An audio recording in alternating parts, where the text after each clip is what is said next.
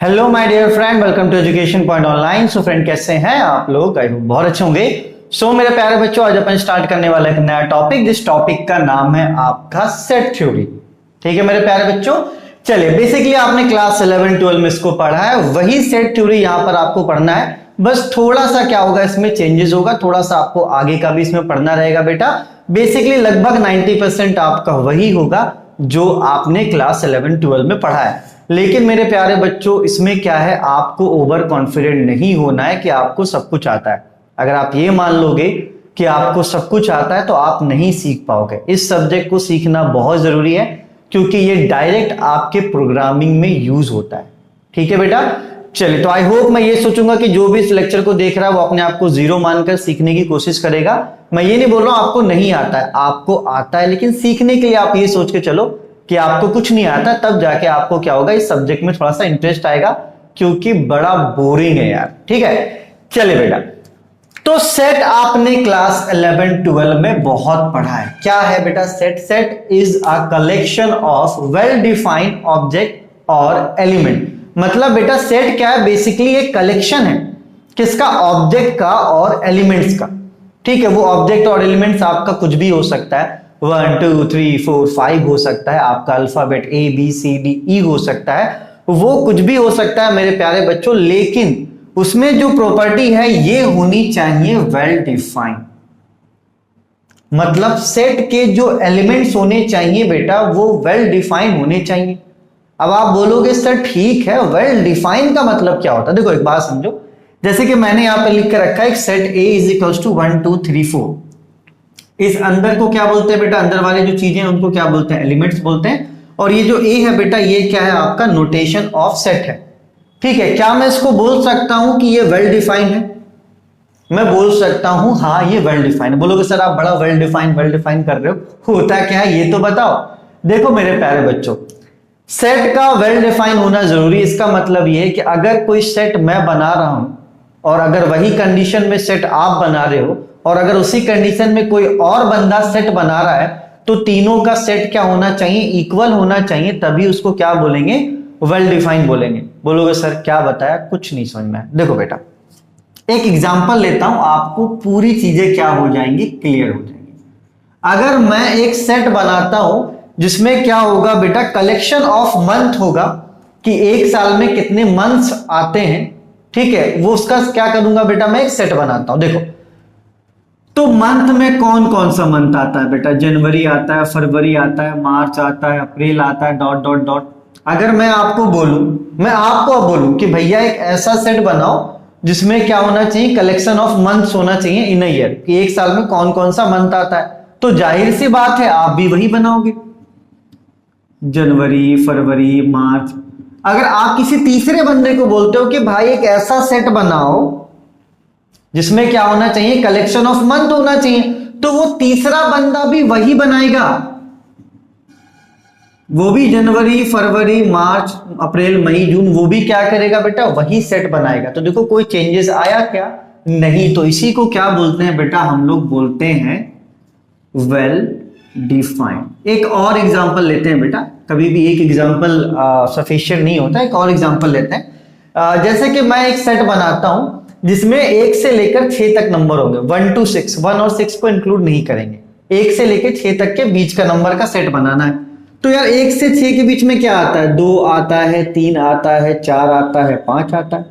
अगर आपको मैं बोलूंगा कि आप एक ऐसा सेट बनाओ जिसमें 1 से 6 तक क्या होना चाहिए? नंबर होना चाहिए। 1 और 6 को आपको कंसिडर नहीं करना है, तो आप भी वही बनाओगे। आप भी वही बनाओगे 2 3 4 5। अगर आप किसी तीसरे बंदे को बोलते हो कि भाई एक ऐसा सेट बनाओ जहां पे 1 से 6 तक नंबर होना चाहिए, 1 और 6 को आपको इंक्लूड नहीं करना, तो वो भी वही बनाएगा। इसका मतलब क्या है बेटा? वो वेल डिफाइंड है सभी के लिए। अगर मैंने कुछ लिखा है, ये बात समझिएगा बेटा, सेट है ना, वो सबको समझ में आना चाहिए। अगर मैं कोई सेट लिख रहा हूं तो वो वेल डिफाइन होना चाहिए कि उसे सब कोई समझ पाए। अगर आप कोई ऐसा सेट बना रहे हो जो आप खुद ही बनाकर खुद ही समझ रहे हो, तो उसको आप सेट नहीं कहोगे। जैसे कि फॉर एग्जाम्पल,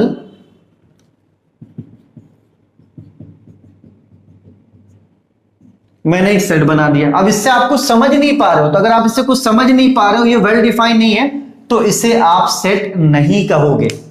ठीक है मेरे प्यारे बच्चों, एक सेट ऐसा होना चाहिए जो सभी को समझ में आना चाहिए, और ऐसा नहीं कि अगर वही सेट कोई दूसरा बनाता है तो अलग हो जाए, नहीं। इसका मतलब क्या है बेटा कि जो आपका ऑब्जेक्ट और एलिमेंट होता है वो क्या होना चाहिए बेटा, आपका वेल डिफाइंड होना चाहिए। आई होप ये बात आपको समझ में आई होगी कि ऐसा सेट बनाना बेटा जो सभी को समझ में आए।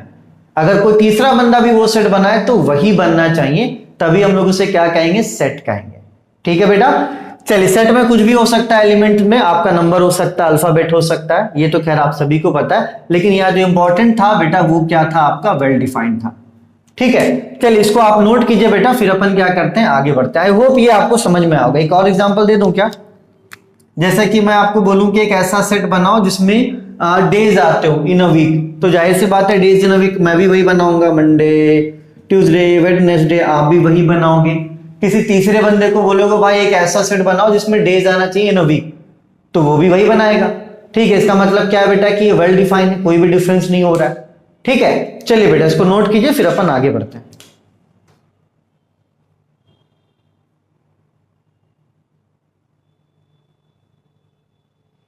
चलिए माय डियर फ्रेंड, अब थोड़ा सा आगे बढ़ते हैं। यहां पर देखो बेटा कुछ स्पेशल नोटेशंस हैं जो किसी पार्टिकुलर सेट को दिया जाता है, आप इसको थोड़ा सा रिकॉल कर लो, है ना बेटा। जैसे कि यहां पर देखो एन किसको दिया गया बेटा, सेट ऑफ नेचुरल नंबर को। ठीक है, डब्ल्यू किसको दिया गया बेटा, सेट ऑफ होल नंबर को। ठीक है, जेड और आई किसको रिप्रेजेंट करता है बेटा, सेट ऑफ ऑल इंटीजर्स को। और आपका क्यू रिप्रेजेंट करता है सेट ऑफ रैशनल नंबर को। ई आपका रिप्रेजेंट करता है सेट ऑफ इवन इंटीजर्स को। ओ आपका रिप्रेजेंट करता है सेट ऑफ ऑड इंटीजर्स को। और आर आपका रिप्रेजेंट करता है सेट ऑफ रियल नंबर को। तो ये बेटा कुछ स्पेशल नोटेशंस हैं जो आपको क्या होने चाहिए, ध्यान होने चाहिए। तो वीडियो को पॉज करके क्या करो बेटा, आप इसको नोट कर लो। ठीक है, चलिए थोड़ा सा मैं आपको और यहां पर समझाता हूं। जैसे कि चलो एक बात तो ये आपको ये समझ में आ गया कि हाँ सर सेट क्या होता है, ये आपका एक वेल डिफाइंड होता है ना। चलिए एक परिवार को भी हम लोग सेट कह सकते हैं, एक परिवार को भी हम लोग सेट कह सकते हैं, क्योंकि वहां पर जो मेंबर्स है उनको सभी लोग जानते हैं कि वो कौन है, वो कौन है। ऐसा कुछ नहीं कि अगर मेंबर्स को अगर हम किसी और को बताएं उसके बारे में, तो अगर वो उसे जान रहा है मेरे प्यारे बच्चों, तो हाँ बोलेगा कि हाँ ये क्या है बेटा, आपका एक सेट है। ठीक है, जैसे कि मैं आपके सामने एक एग्जांपल लूंगा, ए एक सेट है 1 2 3 4 5। ठीक है, अगर मैं यहां पर एक एलिमेंट कंसीडर करूं 3, ठीक है, तो मैं लिख सकता हूं कि 3 बिलोंग्स टू सेट ए। इसका मतलब ये होता है मेरे प्यारे बच्चों कि ये जो 3 है ये किससे बिलोंग करता है, ये सेट ए में है, मतलब सेट ए से ये क्या करता है, बिलोंग करता है। जैसे कि मैं अगर बोला जाऊं तो जाहिर सी बात है मैं अपने परिवार से बिलोंग करता हूं, जिसको सभी लोग जानते हैं। तो समझ लो कि ये जो 3 है इस परिवार का हिस्सा है, इस परिवार का हिस्सा है। तो इसको बोलते हैं बेटा हम लोग बिलोंग्स टू। क्या रीड करते हैं बेटा, इसको रीड करते हैं हम लोग बिलोंग्स टू। और एक्चुअली में ये एप्सिलॉन का सिंबल होता है। किसका सिंबल होता है बेटा, एप्सिलॉन का। जैसे कि अल्फा बीटा गामा होता है ना, उसी तरीके से ये क्या होता है बेटा, एप्सिलॉन होता है। अगर मैं 4 को बोलूं तो जाहिर सी बात है 4 भी किस पे बिलोंग करता है बेटा, सेट ए से बिलोंग करता है। तो 4 बिलोंग्स टू सेट ए। चलो ये भी बात आप मानोगे, ठीक है। इससे भी क्या बोलोगे, हाँ sir 4 belongs to set A. आप इसको इस तरीके से रीड करोगे। अगर मैं यहां पर 8 लिख दूं, अब कोई बाहर का बंदा आके बोलेगा कि मैं उस परिवार का हूं, तो आप मानोगे, आप बोलोगे नहीं आप इस परिवार के नहीं है। मतलब 8 जो है मेरे प्यारे बच्चों वो सेट ए से बिलोंग नहीं करता है। तो उसको आप इस तरीके से लिखोगे, बिलोंग्स करके क्या करोगे, ऐसे काट दोगे, ठीक है। तो इसको आप रीड कैसे करोगे बेटा, इसको आप रीड करोगे 8 does not belongs to set A. या तो 8 not belongs to set A भी कर सकते हो, डज लिखने की जरूरत नहीं है। 8 not belongs to set A, ठीक है बेटा। चलिए तो एक बात आपको समझ में आया कि अगर एलिमेंट आपका सेट ए में है तो उसका मतलब वो कि बेटा वो आपका सेट ए से बिलोंग करता है। कुछ कोई ऐसा एलिमेंट जो आपके सेट में नहीं है तो वो बिलोंग्स नहीं करेगा, ठीक है, तो बिलोंग का सिंबल ये होता है और नॉट बिलोंग का सिंबल ये होता है। जैसे कि मैं लिख दूं 9, तो 9 क्या होगा मेरे प्यारे बच्चों? 9 does not belong to set A. ठीक है, not belong to set A. तो बिलोंग्स को इस तरीके से रिप्रेजेंट करते हैं। और बिलोंग्स कब कहेंगे बेटा? जब हमारा एलिमेंट उस सेट में प्रेजेंट हो। ठीक है, 8 यहां पर प्रेजेंट नहीं है इसलिए ये नॉट बिलोंग होगा। 9 भी यहां पर प्रेजेंट नहीं है तो ये भी क्या होगा बेटा? आपका नॉट बिलोंग्स होगा। ठीक है, चलो इसको नोट करो बेटा, फिर अपन क्या करते हैं, आगे बढ़ते हैं। चलिए माय डियर फ्रेंड, तो अब आगे बढ़ते हैं। अब पढ़ते हैं बेटा हम लोग सेट आर एक्सप्रेस्ड एज। दो तरीके से अपन सेट को क्या करते हैं बेटा? रिप्रेजेंट करते हैं। जो पहला फॉर्म होता है वो आपका होता है टेबुलर फॉर्म, जिसको रोस्टर फॉर्म भी कहते हैं। और जो दूसरा फॉर्म होता है बेटा वो होता है आपका set builder form. Class 11th में आपने बहुत सारे क्वेश्चंस करे होंगे जहां पर आपको टेबुलर फॉर्म से सेट बिल्डर फॉर्म में कन्वर्ट करना रहता था और सेट बिल्डर फॉर्म से टेबुलर फॉर्म में कन्वर्ट करने के क्वेश्चंस आपको क्लास 11th में पढ़ने थे। थोड़ा सा रिकॉल करते हैं बेटा। देखो, ये जो टेबुलर फॉर्म होता है ना, यहां पर क्या करते हैं हम लोग? सारे एलिमेंट्स को लिख देते हैं। एकदम कोई कंफ्यूजन वाला कोई सीन नहीं होता है। सारे एलिमेंट्स को क्या करते हैं बेटा? हम लोग लिख देते हैं। जैसे फॉर एग्जाम्पल मेरे प्यारे बच्चों, मैंने लिख दिया ए एक सेट है जिसमें 2, 4, 6 और 8 है। ठीक है, या तो मैंने एक और सेट लिख दिया बेटा जिसमें आपका ए, ई, आई, ओ, यू। यहां पर क्या किया बेटा? हमने सारे एलिमेंट्स को लिख दिया है। ठीक है, लेकिन इसी को अगर हमें बोला जाए कि आप सेट बिल्डर फॉर्म में लिखो, तो हम लोग इसको कैसे डिफाइन करते हैं बेटा? उसके प्रॉपर्टी से। मतलब इसको हम लोग रीड करेंगे और इसकी प्रॉपर्टी को यहां पर क्या करेंगे बेटा? लिखेंगे, तो वो किस में आएगा? सेट बिल्डर फॉर्म में आएगा। देखो, जैसे कि फॉर एग्जाम्पल इसको हम लोग क्या करते हैं? सेट बिल्डर फॉर्म में लिखते हैं। तो देखो यहां लिखने का तरीका देखना। ए, यहां पर क्या लिख दो बेटा? एक्स। क्या लिख दो बेटा? एक्स। ठीक है, ए क्या है बेटा? आपका एक सेट है जो क्या है? एक्स है। ये जो सिंबल होता है ना बेटा, ये आपका होता है सच डैट का। इसको क्या बोलते हैं बेटा? इसको बोलते हैं सच डैट। ठीक है, कि एक्स क्या है? X such that. तो यहां पर देखो बेटा, एक्स आपका क्या है? इवन नंबर है। एक्स क्या है बेटा? आपका इवन नंबर है। तो आप इसको इस तरीके से लिख सकते हो, x is even number between 0 to 9। ठीक है, x क्या बेटा? आपका एक इवन नंबर है 0 to 9। तो आप इसे समझ जाओगे कि 0 से 9 के बीच में जो इवन नंबर, तो जाहिर सी बात है 0 से 9 के बीच में जो इवन नंबर होगा वो क्या होगा बेटा? 2 होगा, 4 होगा, 6 होगा, 8 होगा। तो यहां पे देखो हमने क्या किया? पूरे एलिमेंट्स को डिफाइन करा, लेकिन यहां पर क्या किया बेटा? उसकी प्रॉपर्टीज को लिखा है। थोड़ा बहुत कंफ्यूजन है। एक और एग्जांपल देखो, जैसे यहां पर बेटा ए, ई, आई, ओ, यू, ये आपको पता है कि ये क्या है? वॉवेल्स है। ये क्या है बेटा? आपके वॉवेल्स हैं। तो यहां पर इसको अगर हमें सेट बिल्डर फॉर्म में लिखना होगा तो हम इसको लिखेंगे A is equals to X सच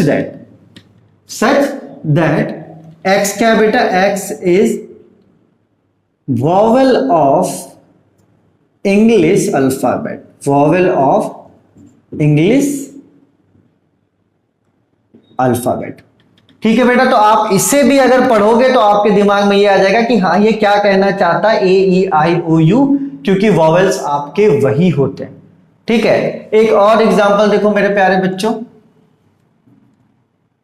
जैसे कि 1, 2, 3, 4। ठीक है मेरे प्यारे बच्चों, चलिए तो 1, 2, 3, 4 क्या बेटा? एक सेट है। अब इसको क्या करना? अपन को सेट बिल्डर फॉर्म में बनाना है।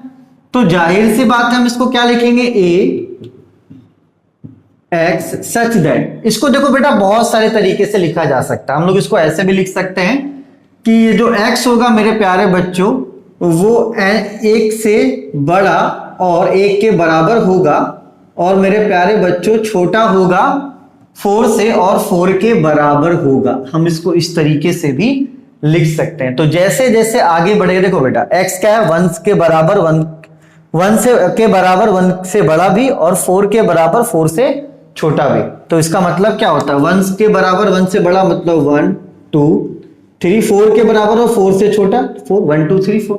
ठीक है, तो ये क्या होता है बेटा, सेट को रिप्रेजेंट करने का तरीका होता है। ठीक है, तो आज के क्लास में हमने क्या सीखा, सेट के बारे में हमने सीखा कि सेट क्या होता है, वो एक आपका वेल डिफाइंड ऑब्जेक्ट और एलिमेंट्स होता है। सेट को कैसे रीड करते हैं वो सीखा, बिलोंग्स टू क्या होता है, डज नॉट बिलोंग्स टू क्या होता है, और सेट को एक्सप्रेस कैसे किया जाता है। दो फॉर्मेट में एक्सप्रेस किया जाता है बेटा, एक आपका टेबुलर फॉर्म है, दूसरा आपका सेट बिल्डर फॉर्म है। तो आज हमने बेसिकली ये पढ़ा। अभी एक दो लेक्चर्स बहुत छोटे छोटे होंगे, ठीक है, क्योंकि अचानक से अपन को बहुत सारी चीजें नहीं करनी है, धीरे धीरे हम लोग स्पीड बढ़ाएंगे बेटा, क्योंकि आप सभी को पता है कि बड़ा बोरिंग टाइप का है। लेक्चर जितने बड़े होंगे उतना आप बोर होते चले जाओगे इसलिए आप बोर ना हो। तो फिलहाल स्टार्टिंग के लेक्चर्स का जो लेंथ होगा बेटा वो लगभग ठीक ठाक रहेगा, ना ज्यादा बड़ा ना ज्यादा छोटा। ठीक है, चलिए तो आप इसको एक प्रॉपर नोट्स बनाइएगा, फिर आपसे मिलते हैं अगले क्लास में, जहां पर हम लोग देखेंगे टाइप्स ऑफ सेट। ठीक है, सेट हमारे कितने टाइप्स के होते हैं, और टाइप्स ऑफ सेट में मानकर चलो कि 2 क्लास तो हमारा लग ही जाएगा, क्योंकि उसमें अपन क्या करेंगे, पार्टिकुलर एक एक सेट को अच्छे से पढ़ेंगे। अगर हुआ तो एक ही क्लास में कर लेंगे। ठीक है बेटा, चलिए तब तक अपने और अपनों का खूब ख्याल रखिए। अगर आपको वीडियो पसंद आया हो तो आप अपने दोस्तों को भी जरूर शेयर करें बेटा। ठीक है, चलिए take care, bye bye, Tata.